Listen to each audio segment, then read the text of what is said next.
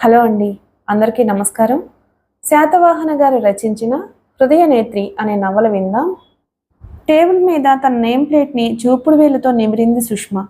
తళతళ మెరుస్తున్న ఆ brass plate మీద 'సుష్మ' అన్న అక్షరాలు పైకి ఉబికి వచ్చి చాలా అందంగా కనిపించాయి. అనుకోకుండానే తన పేరు ఎంతో మధురంగా, సంగీతభరితంగా ఉన్నట్లు అనిపించింది. దానిని టేబుల్‌కి ఒక చివరగా జరిపి ట్రేలో ఉన్న ప్రశ్నాపత్రాల బుట్టిని తీసి ముందు పడేసుకుని దిద్దుతూ కూర్చుంది. కానీ మనసు పనిలో లగ్నం కావడం లేదు. పేపర్లు అవతల పడేసి కిటికీలోంచి బయటికి చూస్తూ కూర్చుంది. గది బయట అందమైన, ఆకర్షణీయమైన రంగురంగుల ప్రపంచం ఉంది. రకరకాల రంగుల దుస్తులు ధరించిన ఆడపిల్లలు రంగుల సీతాకోక చిలకల్లా అటూ ఇటూ తిరుగుతున్నారు. యవ్వన సౌందర్యం తొణికిసలాడే వాళ్ల ముఖాలు ఎంతో ముచ్చటగా ఉన్నాయి. గుమ్మం వద్ద స్టూల్ మీద చప్రాసి కూర్చుని ఉన్నాడు. గంజి పెట్టి ఇస్త్రీ చేసిన అతని ఖాకీ బట్టలు బిరుసుగా మెరుస్తున్నాయి. సుష్మ ఈ అందమైన, ఆనందమయమైన ప్రపంచంలో లీనమైపోయింది. ఇక్కడి ప్రతి బిందువులోనూ, ప్రతి మలుపులోనూ ఏవో కొత్త ఆశ దాగి ఉన్నట్లు అనిపించింది. తన గతాన్ని మర్చిపోయింది. ఎన్ని మజిలీలు, ఎన్ని సంఘర్షణలు దాటి వచ్చిందో అప్పుడు ఆమెకు గుర్తులేదు. ఈ వర్తమానం నుంచి వెనక్కి తిరిగి చూడాలనుకోవడం అవివేకం. ఒకవేళ చూసినా బాధ తప్ప మరేమీ మిగలదు. వెనకటి గాయాలు, నిరాశలు ఒక్కసారిగా మేల్కొని మళ్లీ మళ్లీ బాధిస్తాయి. మిగిలిన ఒకటి అర కలలు కూడా వాడిపోతాయి. సుష్మ అంతరంగంలో ఆలోచనలు సుళ్ళు తిరుగుతూ ఉండగా అలా కిటికీలోంచి చూస్తూ ఉండిపోయింది. ఠంగుమని గంట మోగింది. ఆ శబ్దం కాలేజీ ఆవరణలో, గదుల్లో విచిత్రంగా ప్రతిధ్వనించింది. సుష్మ ఈ లోకంలోకి వచ్చి పడింది. ఆడపిల్లల నవ్వులు ఆగిపోయాయి. రంగురంగుల దుస్తుల కాంతులు క్లాస్ రూంలో బందీ అయిపోయాయి. సుష్మ కాలింగ్ బజర్ నొక్కింది. గుమ్మం వద్ద స్టూల్ మీద కూర్చున్న చప్రాసి స్పృహొచ్చి వినయంగా చేతులు కట్టుకుని నిల్చున్నాడు. నరసింహ, ఈ పేపర్ల కట్ట బీరువాలో ఉంచి తాళం వేసి, నేను నా గదిలో ఉంటాను, తాళం తెచ్చిపెట్టు, తాళం ఇస్తూ అంది సుష్మ. నరసింహ వినయంగా అలాగేనమ్మా అంటూ తల ఊపాడు. సుష్మ రిజిస్టర్ అందుకుని బయటికి నడిచింది. వరండాలో కూర్చుని ఉన్న మరో ఇద్దరు చప్రాసీలు సుష్మని చూసి గబుక్కున లేచి నిలబడి నమస్కరించారు. మొన్నటిదాకా ఈ చప్రాసీలు ఏ పని చేసేవారు కాదు. అప్పుడప్పుడు టిప్స్ ఇస్తున్నప్పటికీ వాళ్ల ప్రవర్తన అలాగే ఉండేది. కానీ ఈ మధ్య తను కనిపించగానే భయభక్తులతో లేచి నిలబడి వంగి వంగి సలాములు చేస్తున్నారు. అవును మరి, ఇప్పుడు తన హోదా పెరిగింది.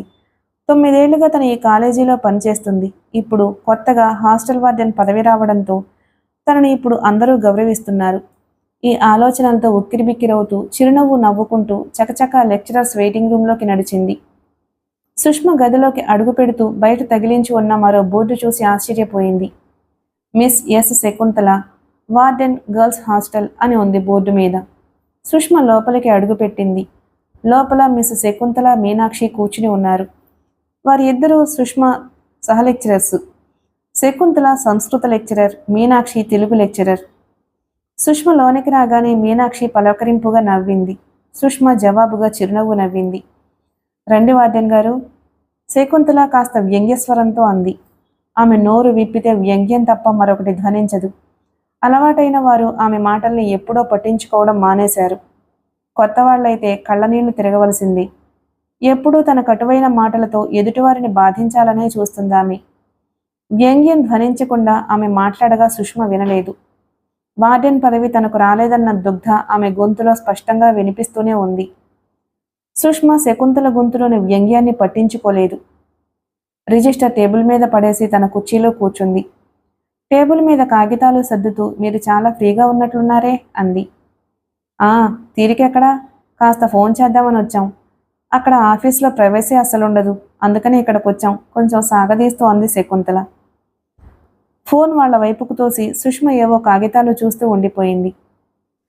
శకుంతల నెంబర్ డయల్ చేసి సుష్మ వైపు చూస్తూ, నిన్న 2 అమ్మాయిలు రాత్రి 1 గంటకొచ్చారు హాస్టల్కి.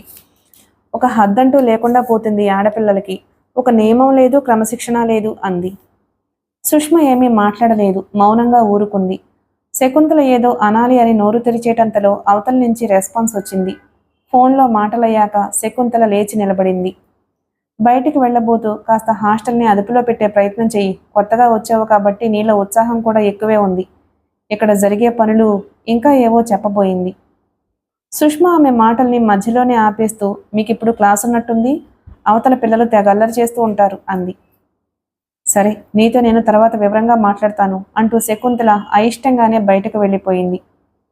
అప్పటి వరకు శకుంతల మాటలు వింటూ మౌనంగా ఉన్న కో లెక్చరర్ మీనాక్షి సుష్మని చూసి చిరునవ్వు నవ్వింది. పాపం, శకుంతల టైం అంతా ఇలా ఎవరో ఒకరిని గురించి చాడీలు చెప్పడంతోనే అయిపోతుంది.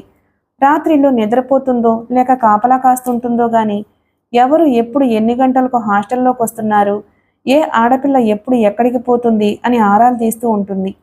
మన స్టూడెంట్స్లో ఎవరు ఎప్పుడు ఏ బాయ్ ఫ్రెండ్తో తిరుగుతూ ఉంటారో, ఏ లెక్చరర్ ఎంత డబ్బు ఇంటికి పంపుతుందో, ఎవరికి సెక్స్ అంటే ఎంత మోజుందో, ఎవరు రోజుకు ఎన్నిసార్లు ఒకటేమిటి ఇలా ఏదడిగినా వివరంగా చెప్పేస్తుంది. ఆవిడ చిట్టాలో ఈ విషయాలన్నీ తారీఖుతో సహా వివరంగా రాసుంటాయి కాబోలు ఆశ్చర్యంగా అంది మీనాక్షి. మీనాక్షి ఎప్పటికప్పుడు కొత్తగా అలా ఆశ్చర్యపోవడం సుష్మకి అలవాటే. చిరునవ్వు నవ్వేసి ఊరుకుంది. మీనాక్షి ఇంకా ఏదో చెప్పబోతూ ఉండగా సుష్మ ఆపేస్తూ, చాలు నాకు తెలుసుగా, నువ్వు విచారించిన అవసరం లేదు తల్లి, ఇన్నిసార్లు అంది. అప్పుడే కోపం వచ్చేసిందా? మీనాక్షి కొద్దిపాటి ఆశ్చర్యాన్ని ప్రకటిస్తూ అంది. నీకు తెలీదు ఈ ఆడపిల్లల వల్ల ఎన్ని సమస్యలు తలెత్తుతాయో. అబ్బా ఉండని మీనాక్షి, నేను ఇక్కడ జాయిన్ అయినప్పటి నుంచి ఒక్కొక్కరు ఒక్కో లిస్ట్ తయారు చేసి ఇస్తున్నారు. నేను దేన్నని గమనించాలో నాకు అర్థం కావడం లేదు. సుష్మ చిరబుర్లాడుతూ అని కుర్చీలోంచి లేచి నిలబడింది. పద ముందు ఒక కప్పు కాఫీ తాగుదాం, గంట కొట్టడానికి ఇంకా చాలా టైం ఉంది అంది సుష్మ. ఇద్దరూ క్యాంటీన్ వైపు నడిచారు. సుష్మ ఆ కాలేజీలో దాదాపు 9 ఏళ్లుగా పనిచేస్తుంది. ప్రైవేటు వ్యక్తుల ఆధ్వర్యంలో ప్రభుత్వ గ్రాంటుతో నడుస్తున్న మహిళా కళాశాల అది. సుష్మ తల్లి, తండ్రి, తమ్ముళ్ళు, చెల్లెళ్ళు అందరూ విజయవాడలో ఉంటారు. సుష్మ ఉద్యోగరీత్యా హైదరాబాద్ వచ్చేసి ఒంటరిగా కళాశాల వాళ్ళు ఏర్పాటు చేసిన ఇళ్లల్లోనే ఉంటుంది. దాదాపు ఆ కాలేజీలో పనిచేసే లెక్చరర్లు అందరూ కాలేజీ ఆవరణలోనే క్వార్టర్స్ ఉన్నాయి. ఆడపిల్లలకు హాస్టల్ ఉంది. ఇప్పుడు కొత్తగా హాస్టల్ బాధ్యత సుష్మకి అప్పగించారు. కాలేజీ ప్రిన్సిపాల్కి సుష్మ అంటే మంచి అభిప్రాయం, గౌరవం, అభిమానం కూడా ఉన్నాయి. అందుకే శకుంతలను కాదని సుష్మకు అంత పెద్ద బాధ్యతను అప్పగించింది. సుష్మ ఎప్పుడూ గంభీరంగా, దాదాపు మౌనంగా ఉంటుంది. అవసరమైతే తప్ప మాట్లాడదు. ఇతరుల విషయాల్లో అనవసరంగా జోక్యం కలిగించుకోదు. Sushma economics lecturer.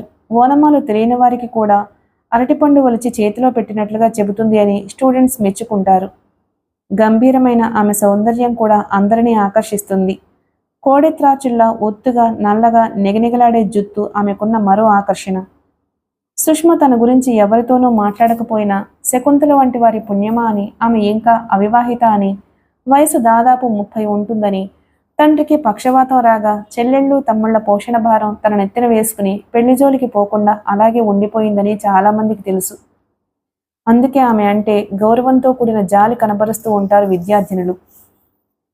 కాలేజీ ప్రాంగణంలో సుష్మతో మనసు విప్పి మాట్లాడగల స్నేహితురాలు మీనాక్షి ఒక్కతే. సుష్మల నెమ్మది కాదు, కాస్త మాట పెలుసు. ఎవరన్నా మాట జారితే వెంటనే దులిపేసే రకం. ఎప్పుడూ సుష్మను వెనకేసుకొస్తూ ఉంటుంది. వాళ్ళిద్దరినీ చూసి మూతి ముక్కు విరిచేవారు ఉన్నారు. ఒకళ్ళ జోలికి పోరు అని మెచ్చుకునేవారు ఉన్నారు. ముఖ్యంగా శకుంతలకి వాళ్ళిద్దరూ అంటే అస్సలు పడదు. సుష్మ పక్కన నిలబడితే తన దిష్టి పెడతలా ఉంటానని ఆమెకు తెలుసు. శకుంతల వృద్ధకన్యే. సన్నగా, పేలగా, పొట్టిగా, పిలకజడతో, పీక్కుపోయిన చెంపలతో ఎప్పుడు ధుమధుమలాడుతున్నట్టుగా ఉంటుంది ముఖం. వేషధారణ మాత్రం చిన్నపిల్లలకు మళ్ళీ చేసుకుంటుంది. కాలేజీ పిల్లలు ఆమె మీద చాటుగా బోలెడు జోకులు వేస్తూ ఉంటారు. అడపాదడప చిలిపి పనులు చేసి ఆవిడ శివాలు తొక్కుతుంటే చూసి ఆనందిస్తూ ఉంటారు. ఆమెను తమ హాస్టల్ వార్డెన్గా వెయ్యనందుకు దేవుడికి శతకోటి నమస్కారాలు అర్పించుకున్నారు ఆడపిల్లలు. ఈవిడికి పెళ్ళైతే గాని ఈ ధుమధుమల నుంచి మనకి విముక్తి లేదు అని వాపోతూ ఉంటారు. అంతమందిలో సుష్మ మనసుకి కాస్త చేరువగా వచ్చింది మీనాక్షి ఒక్కతే. సుష్మను అర్థం చేసుకోగలిగింది ఆమె మాత్రమే. మీనాక్షి మధ్యతరగతి కుటుంబంలో నుంచి వచ్చింది. సొంతూరు గుంటూరు దగ్గర. పల్లెటూరి సంబంధాలు ఆమెకు నచ్చవు. తండ్రి కొద్దో గొప్పో ఆస్తున్నవాడే. ఆమెకు కుటుంబ భారం వంటి సమస్యలేమీ లేవు. వచ్చిన జీతం తన కోసమే ఖర్చు చేసుకుంటుంది. సుష్మని బలవంతాన షికారుకని, సినిమాకని లాక్కెళ్తూ ఉంటుంది. కాస్త గలగల్లాడుతూ చలాకీగా మాట్లాడే తత్వం గనక ఇట్టే ఎదుటి వాళ్లను ఆకర్షిస్తుంది. సుష్మల అందగత్తె కాదు, కానీ ఆకర్షణీయమైన రూపం కనుక ఎవరినైనా ఇట్టే ఆకర్షిస్తుంది. సుష్మకి, మీనాక్షికి మిగిలిన వారు జంటకవులు అని పేరు పెట్టారు. క్యాంటీన్ వైపు నడుస్తుంటే ఎవరో జంట కౌలు టీ తాగడానికి వెళ్తున్నట్లున్నారు అని మెల్లగా అనడం వినిపించింది మీనాక్షికి. మీనాక్షి అటు చూసింది. ఇద్దరు విద్యార్థినులు తల తిప్పుకుని వెళ్ళిపోయారు. చిరునవ్వు నవ్వుకుంది. క్యాంటీన్లో ఓ 4-5 అమ్మాయిలు కూర్చుని టీ తాగుతున్నారు. కొందరు సుష్మను చూసి విష్ చేశారు. బదులుగా విష్ చేసి వెళ్ళి ఓ మూల కూర్చుంది సుష్మ. మీనాక్షి టీ చెప్పడానికి వెళ్ళింది. క్యాంటీన్ కిటికీలోంచి కొత్తగా కట్టిన హాస్టల్ బిల్డింగ్ కిటికీల రంగురంగుల కర్టెన్లు కనిపిస్తున్నాయి. ప్రహరీ గోడ నిండుగా ఎగబాకి ఉన్న మాధవీలత పువ్వుల పరిమళం క్యాంటీన్ వరకు వస్తుంది. తన ఇంటి వద్ద గులాబీ మొక్కలు నాటమని తోటమాలితో చెప్పనే లేదని ఇప్పుడు గుర్తుకొచ్చింది సుష్మకి. వర్షాకాలం గడిచిపోయాక నాటితే బాగుండదు, వెంటనే చెప్పేయాలి అనుకుంది. మీనాక్షి వచ్చి కూర్చుంది. నేను ఓ నిమిషం అటు వెళ్ళేసరికి ఆలోచనలో మునిగిపోయావా తల్లి అంది మీనాక్షి. క్యాంటీన్ బాయ్ టీ వాళ్ళ ముందు పెట్టి వెళ్ళిపోయాడు. టీ కప్పు చేతిలోకి తీసుకుంటూ మరీ పని ఎక్కువైపోయింది అన్నది సుష్మ. 24 గంటలు హాస్టల్ వ్యవహారం చూడ్డానికే గడిచిపోతున్నాయి. ఒక్క క్షణమైనా తీరిక దొరకడం లేదు. నా సొంత పనులన్నీ అలాగే ఉండిపోతున్నాయి. టేబుల్ మీద స్పూన్ తిప్పుతూ అంది సుష్మ. ఆ చెత్త నవలలు చదివే పనేగా, అది ఆగిపోయిందనేగా ఇంతగా వాపోతున్నావు. పగలల్లా పనిచేసి బుర్ర వేడెక్కిపోతుంది. కాస్త విశ్రాంతి తీసుకోక నవలలు పట్టుకుని వేలాడతామేమిటి అంది మీనాక్షి. తన ఒంటరి మనసుని ఓదార్చే నేస్తాలు పుస్తకాలే అంటే మీనాక్షి నమ్మదు. ఆ పుస్తకాలే తన మనసుకి మనశ్శాంతినిస్తాయంటే మీనాక్షి లాంటి వారు నమ్మరు.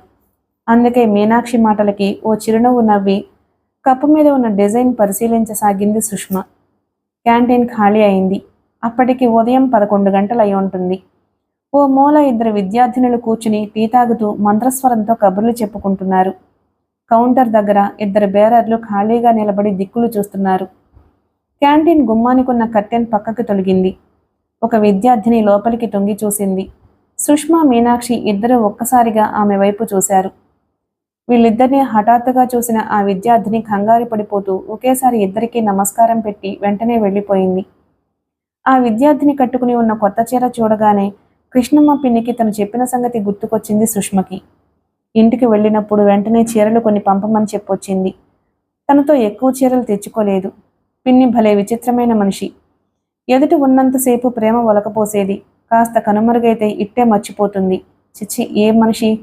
చీరలు పంపకపోగా ఓ కార్డు ముక్కైనా రాసింది కాదు. సుష్మకి పిన్ని మీద కోపం ముంచుకొచ్చింది. కనీసం తన ఉత్తరానికైనా ఎంతవరకు జవాబు ఇవ్వలేదు. అలకగా అనుకుంది. ఓయ్, ఆలోచనలు కట్టిపెట్టి ఇంక లేగు, క్లాస్కి టైం అవుతుంది అంది మీనాక్షి. ఇద్దరూ క్లాస్కి బయలుదేరారు. కాలేజీ అయిపోగానే తన క్వార్టర్స్కి బయలుదేరింది సుష్మ. లేడీస్ హాస్టల్కి దగ్గరగానే ఉంది సుష్మ క్వార్టర్స్. గేటు తీసుకుని లోపలికి అడుగుపెట్టింది. చుట్టూరా కాంపౌండ్ వాళ్ళకి బదులు నిలువెత్తు పెరిగిన క్రోటన్ మొక్కలను గోడలా కత్తిరించారు. క్వార్టర్ వెనక్కి ఉండడాన ముందు స్థలం ఎక్కువగా ఉంది. ఓవైపు లాన్ ఉంది. మరోవైపు క్రోటన్స్, పూల మొక్కలు, తీగలు, సీజన్ మొక్కలు ఓ పద్ధతి ప్రకారం పెంచి ఉన్నాయి. ముందుగా వరండా ఉంది. ఓ 2-3 ఫ్రేము కుర్చీలు, వాటి ముందే టీపాయి వేసి ఉంది. వరండా దాటి లోపలికి వెళ్తే డ్రాయింగ్ రూమ్, దాన్ని ఆనుకుని పడక గది, ఓ పక్క వంటగది ఉన్నాయి. వంటగదిలోంచి కూడా లోపలికి దారి ఉంది. ఇంటి వెనక తలుపు గుండా వంటగదిలోంచి ఇంట్లోకి రావచ్చు ఎవరన్నా. సుష్మ లోపల హాల్లో సోఫాలో కూలబడింది అలసటగా. వంటగదిలోంచి పని మనిషి తొంగి చూసింది. టీ, టిఫిన్ తీసుకురానా అమ్మా? రత్తికి సుష్మ అంటే చాలా ఇష్టం. ఆమె దగ్గరే ఉండి వంట చేసి పెడుతూ ఉంటుంది. సుష్మ భోజనం చేశాక అన్నీ సర్దేసి వెళ్ళిపోతుంది. వాళ్ళిల్లు ఆ దగ్గరలోనే. రత్తి పకోడీల పళ్ళెం, నీళ్ళ గ్లాసు టీపై మీద పెట్టింది. ఉత్తరం వచ్చిందమ్మా అని ఓ ఇన్లాండ్ లెటర్ తెచ్చి ఆమెకిచ్చేసి వంటగదిలోకి వెళ్ళిపోయింది. సుష్మ పకోడీ నోట్లో వేసుకుంటూ లెటర్ చించి చదివింది.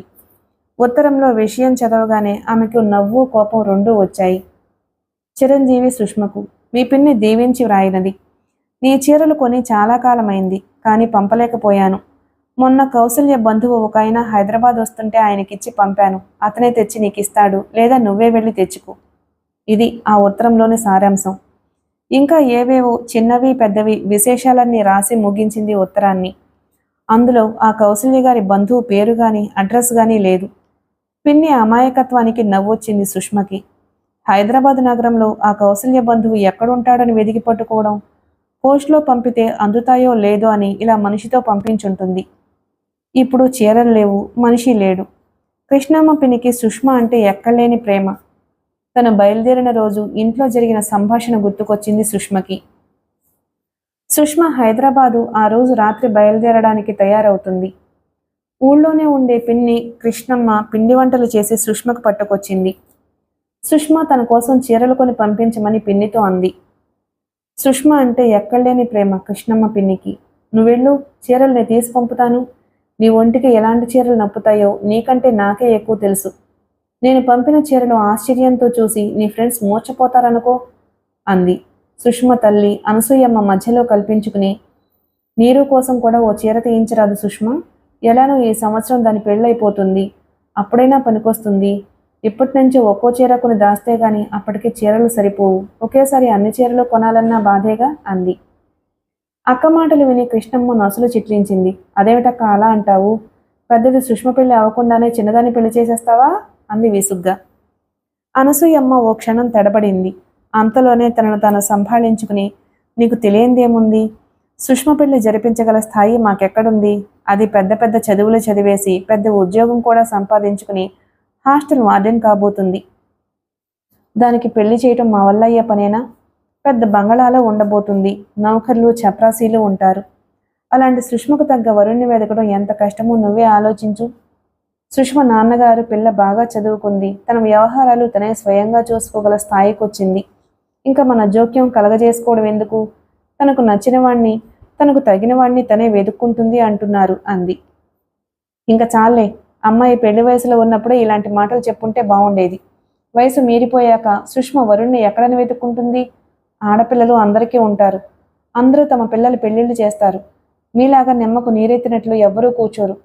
కోపంగా అక్కను జాడించి విదిలించింది కృష్ణమ్మ. చిన్న చెల్లెలు ఏసడింపు మాటలు ముఖాన పేడనీళ్లు జల్లినట్లయింది అనసూయమ్మకి. ముఖం మాడిపోయింది. జవాబు చెప్పలేకపోయింది. తెల్లగా పాలిపోయిన తల్లి మొహం చూస్తే సుష్మకి జాలేసింది. వెంటనే సంభాషణ మార్చాలని ప్రయత్నిస్తూ, పిన్ని, సాయంత్రం మనం 3 చీరలు కొనుక్కొద్దాం.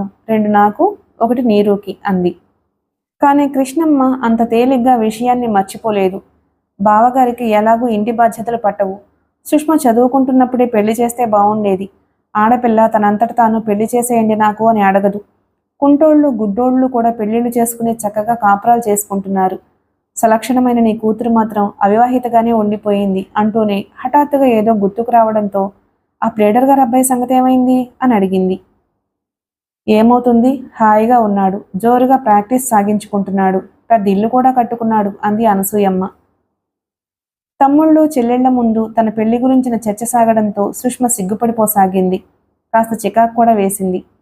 పిన్ని, జీవితంలో ముఖ్యమైనది పెళ్లి ఒక్కటే కాదు, చేయవలసిన గొప్ప పనులు కూడా చాలా ఉన్నాయి. కేవలం వివాహం ఒక్కటే గొప్పదని ఎందుకు అనుకుంటున్నావు? పెళ్లిళ్ళు చేసుకోకుండానే దర్జాగా బ్రతుకుతున్న ఆడవాళ్లు ఎందరో ఉన్నారు అంది సుష్మ. వాళ్ళు ఎంత దర్జాగా బ్రతుకుతూ ఉంటారో నాకు తెలుసు. ఒక మగ ఫ్రెండ్ను సంపాదించి చూడు. ఇప్పుడు ఇన్ని కబుర్లు చెబుతున్న మీ అమ్మ అందరికన్నా తనే ముందు గుండెలు బాదుకుంటుంది. మన సమాజం ఏ ఆడపిల్లను హాయిగా ఆనందంగా బతకనివ్వదు అంది కృష్ణమ్మ ఆవేశంగా. అనసూయమ్మ పనిసాగుతో అక్కడి నుంచి తప్పుకుని లోపలికి వెళ్ళిపోయింది. కృష్ణమ్మ కోపం మాత్రం అలాగే ఉండిపోయింది. ఆ సాయంత్రం సుష్మ సూట్ కేసు సర్దుకుంటూ ఉండగా గదిలోకి వచ్చింది కృష్ణమ్మ. ఏం సుష్మ, హైదరాబాద్ వెళ్ళిపోతున్నావు? అప్పుడప్పుడు ఎవరితోనన్నా కలిసి తిరిగే వ్యవహారం ఏమైనా ఉందా లేక అంది మధ్యలో ఆపేస్తూ. పిన్ని మాటల్లోని తాత్పర్యాన్ని అర్థం చేసుకుంటూ, లేదులే పిన్ని, అక్కడ చాలామంది ఫ్రెండ్స్ ఉన్నారు. అందరి దగ్గరకు వెళ్తూనే ఉంటాను. ఎలాగో కాలం గడిచిపోతుందిలే అంది సుష్మ. కృష్ణమ్మ రహస్యం చెబుతున్న దానిలా సుష్మ చెవి దగ్గర నోరు పెట్టి అతి మెల్లగా, కొంచెం నీ గురించి కూడా ఆలోచించుకో. ఈ తమ్ముళ్ళు చెల్లెళ్ళు నీ కోసం ఏమీ చెయ్యరు.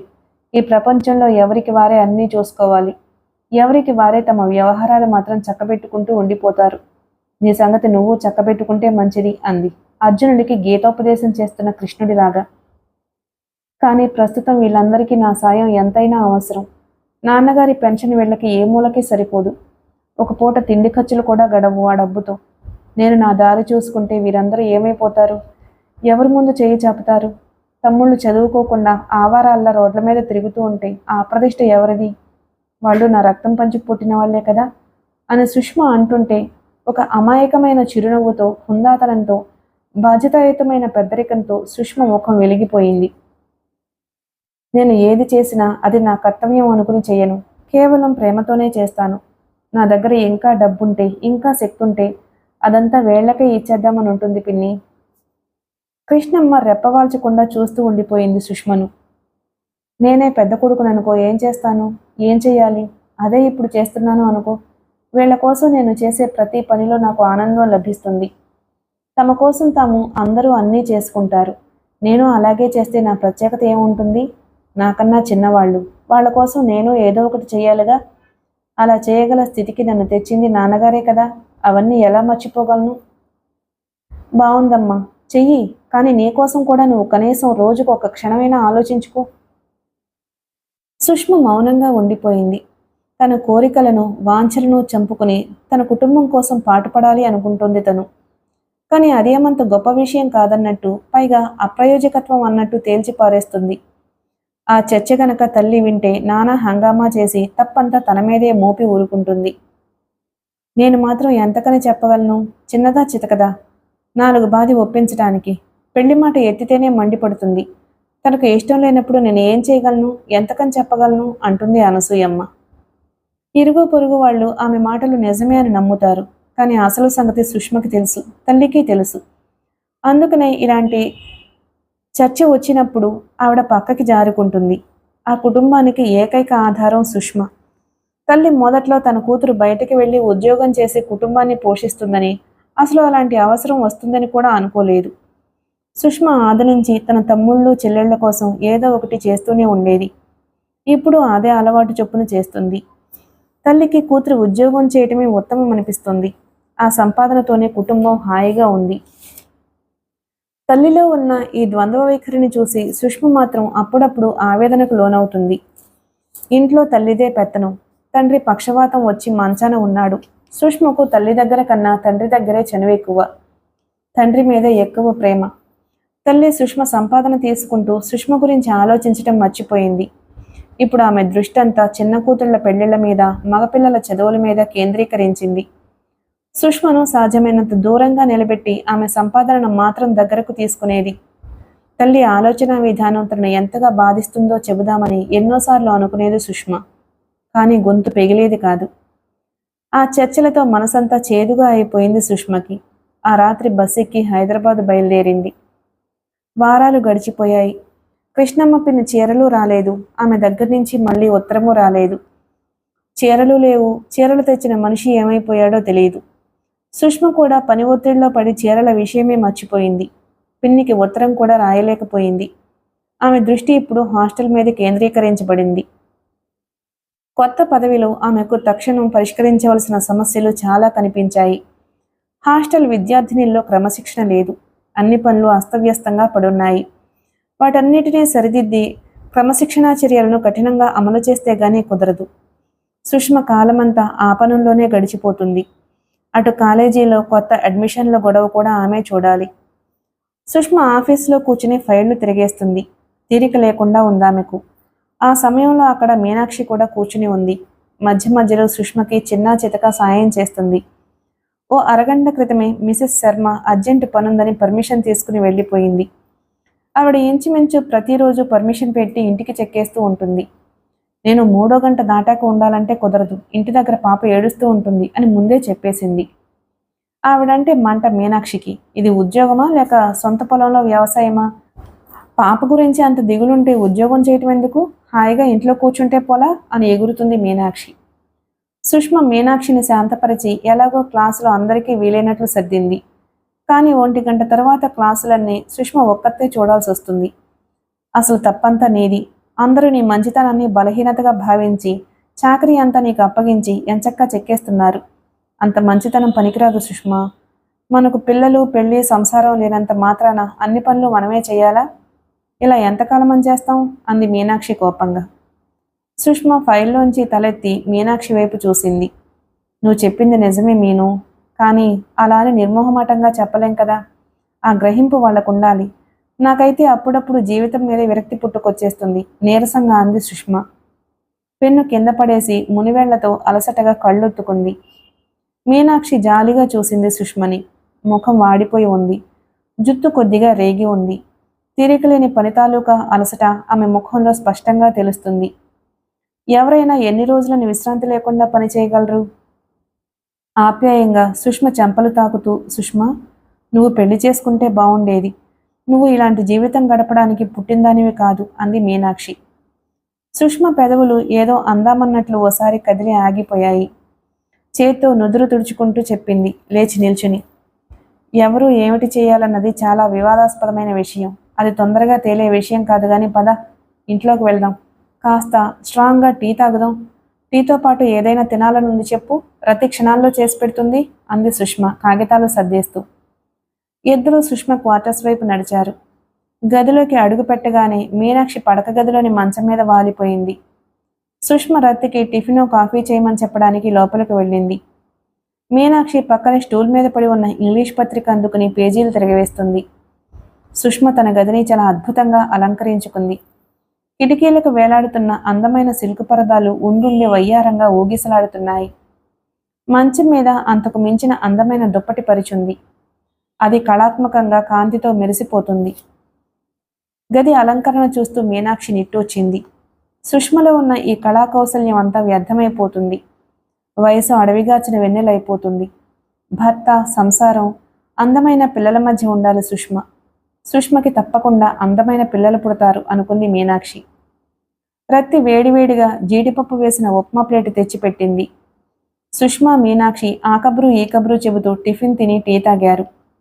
మరి కాసేపు కూర్చుని వెళ్తానని లేచింది మీనాక్షి. మీనాక్షి వెళ్ళిపోయాక స్నానం చేసి దుస్తులు మార్చుకుంది సుష్మ. ఉదయం నుంచి కొప్పుముడి వేసి ఉన్న జుత్తును ఊడదీసింది. జడ వేసుకోకుండానే మంచం మీద వాలిపోయింది. ఆమె దృష్టి కిటికీ కర్టెన్ల మీద ఆగిపోయింది. అందరూ ఆ కర్టెన్లు చూసి తెగ మెచ్చుకున్నారు. బయట నుంచి వర్షపు తుంపర్లు నిండని చల్లగాలి వీస్తుంది. ఆ గాలికి చల్లటి స్పర్శకు పులకించిపోతున్నట్టు ఊగుతున్నాయి కర్టెన్లు. వాటిని గమనించి ఒక చిన్న నిట్టూర్పు విడిచింది. తల్లి ఓసారి అన్న మాటలు గుర్తుకొచ్చాయి. నువ్వు అనవసరంగా చాలా ఖర్చు చేస్తున్నట్టున్నావు. కాస్త ఆలోచించి డబ్బు ఖర్చు చెయ్యి. సాధ్యమైనంత త్వరగా రమణి పెళ్లి చేయాలి అంది. ఆవిడికి ఇలా అలంకరణ పేరుతో సరదాలకి వగైరాలకి డబ్బు తగలేయడం ఇష్టం లేదు. సుష్మకి తన చిన్న చెల్లి నిరుపమ గుర్తుకొచ్చింది. అది ఇంట్లో అందరికన్నా అందమైంది. కాకపోతే చదువు మీద అంతగా ఆసక్తి లేదు. ఇంటర్ తప్పింది. దానికి చదవడం కన్నా ఇంట్లో పనులు చేయటంలో ఆసక్తి ఎక్కువ. రమణి పెళ్లితో పాటు నిరుపమ పెళ్లి కూడా చేసేయాలని ఆవిడ ఉద్దేశం. అందుకే వీలైనంత పొదుపుగా ఖర్చు చేయమని సుష్మని ఎప్పటికప్పుడు ఉత్తరాల్లోనూ కలిసినప్పుడు హెచ్చరిస్తూ ఉంటుంది. తన పెళ్లి గురించి ఆలోచించిన తల్లి మాటలు విని ముందు సంబంధాలు ఖాయం చెయ్యి, పెళ్లికి డబ్బులు అవే వస్తాయి. తను కాస్త బాధపడుతూనే అంది. ఒకసారి కావాలంటే ఎక్కడి నుంచి ఊడిపడతాయి? బొట్టు బొట్టు ఒకచోట చేర్చితేనే కదా కుండ నిండేది అంటుంది తల్లి. సుష్మ విసిగిపోయి అప్పు చేస్తాను అనేసి తర్వాత ఓ క్షణం ఆగి జీవితాంతం అది తీరుస్తూ ఉంటాను అంది. అంత బాధపడవలసిన అవసరం నీకుండదులే. నీరు పెళ్లి బాధ్యత నీ ఒక్కదాని మీద వదిలేయంలే. నాన్నగారు ఉన్నారుగా, అన్నీ ఆయనే చేస్తారు. తల్లి కాస్త నిర్లక్ష్యంగా నిష్ఠూరంగా అంది. నా పెళ్లి చేశారో ఇక వాళ్ళిద్దరి పెళ్లిళ్ళు చేస్తారు పెద్ద అనలేకపోయింది సుష్మ. మనసులో అనుకుని ఊరుకుంది. అయినా ఈ దోషం తల్లిది కాదు. ఆవిడ మాటలకు బాధపడి ప్రయోజనం లేదు. తప్పంతా తనది. తన కోరికలు ఏవీ తీర్చుకోలేకపోగా కనీసం తనకు కోరికలు ఉన్నాయనైనా చెప్పలేని తనదే తప్పు. తన బ్రతుకు కోసం తను ఏర్పరచుకున్న ఒకే ఒక్క స్వప్నం ఏమిటో కూడా చెప్పలేకపోయింది తను. ఆ స్వప్నం తనలోనే ఉండిపోయింది. అది క్రమంగా వాడి వడిలిపోతుంది. సుష్మ ఒంటరితనంలో ఇలాంటి ఆలోచనలే ముసురుకుంటూ ఉంటాయి. అందుకే పుస్తకాలను ఆశ్రయిస్తుంది. ఆలోచనల బారి నుంచి తప్పించుకోవడానికి పక్కనే ఉన్న పత్రిక అందుకుని చదవడంలో మునిగిపోయింది. మరికొన్ని క్షణాలలో అన్నీ మర్చిపోయి ఆ అక్షరాలే సర్వస్వం అన్నట్లుగా సీరియల్ చుట్టూ ఆలోచనలను బిగించి వేసింది.